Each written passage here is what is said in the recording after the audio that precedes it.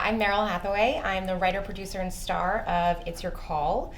The synopsis of the film is it's about a couple in focusing on one night of their lives doing long distance, and what that entails in order to stay in touch with one another. And it's a couple they care very much about each other, but they're very clearly in that kind of stuck spot of what many of us know long distance to entail.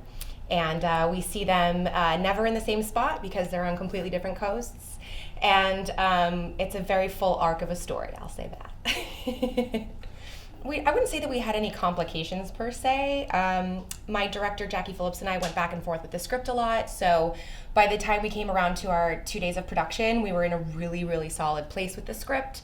And Tyler Labine, who plays opposite me in the film, he and I had built a rapport at that point that I think comes across really well in the film, where we stuck very strictly to the script, and then we also allowed ourselves to play with it with multiple takes so that we had a lot to choose from in the cutting room.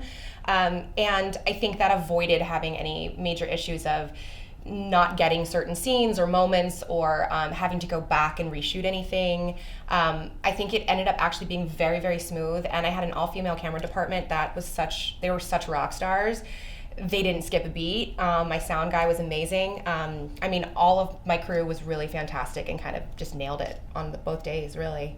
This festival has been incredible. I've been here since the very beginning because we screened on the very first day, and I have met some industry professionals that I think it would have been really difficult for me to kind of make that connection with. They've all been so excited to meet me as a newer filmmaker.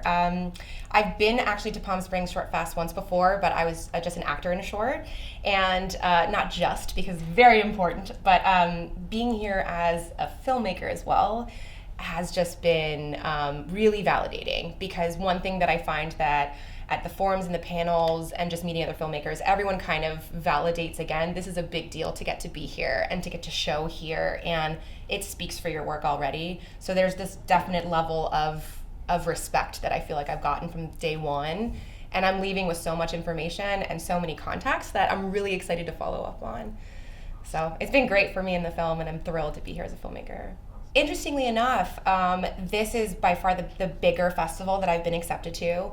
And when it comes to this circuit of film festivals, I think it's so subjective, it's really hard to tell where you're gonna end up screening, where people will get to see it. So part of what I've learned since being here is that having your film accessible online and really making those connections to touch people and be able to follow back up with them and say, if you didn't get to see it, here's the link, and kind of share in all those different ways. I think it's really important because only so many people can be accepted into festivals. And sometimes, we're being told from the horse's mouth, some of the best films I've seen, sometimes we can't program them. So in that case, it's a huge benefit to be here, and I'm really happy to be here, but I'm also excited that my film will live online and hopefully gain a lot of viewers and people that connect to it through that.